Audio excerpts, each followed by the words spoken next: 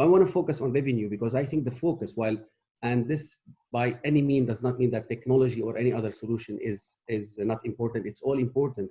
But I think if I wanted to give my personal advices, and many of the gentlemen on the panel are much more even expert than me, but if I want to talk about the revenue itself, I think that everybody needs to look at their operating model again, needs to look at their balance sheet again, needs to look at their P&L again. I think cost has to be optimized. There are different ways to optimize cost, but it has to be optimized.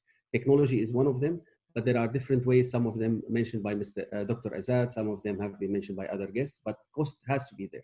The other area which we need to look at is we need to reconsider our understanding of how we are delivering the service and what is our partner outside is suffering from. You've mentioned insurance. Insurance is key, and unfortunately the healthcare industry is very much fragmented in this part where insurance, healthcare providers and healthcare payers are on different sides, kind of, and healthcare providers both, even between each other, are kind of fragmented, let's say.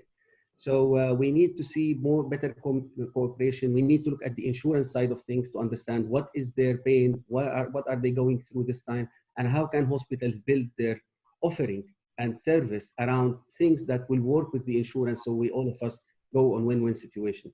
To tap on how the insurance is behaving, I can tell you from data we are seeing over the past couple of months, insurance are paying faster, but they are compensating the fact that they have to pay without enough time to process claims by increasing rejection. So me as a hospital, I used maybe to get my money after a few months, and I used to get, let's say, 85% of what I have sent.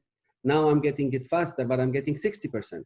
And I need to need to deal again with 40% or 30 or 40% in rejections and resubmission and denial management, which is all, again, more burden, financially speaking, on a hospital or on a system that is already burdened with the COVID-19 situation. So I think that we have to figure out ways in order to put the industry back together, and hospitals changing their offering, as I said, to meet their partner, which is the insurance. I think the last point before I move on to one last point, sorry, is about looking at my, again, balance sheet and look at models whereby I'm moving more of my fixed cost kind of to a variable cost.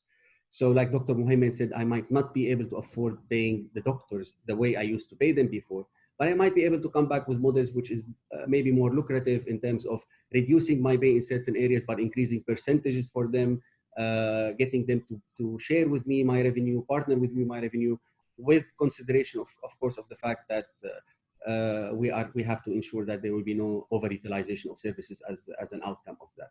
But we have to think about different models, how we are managing our fixed costs, and this payroll being a fixed cost into moving it into somehow variable cost. Offshoring is a good example mentioned by Dr. Azad, in a way that I'm moving all that cost out of my balance sheet.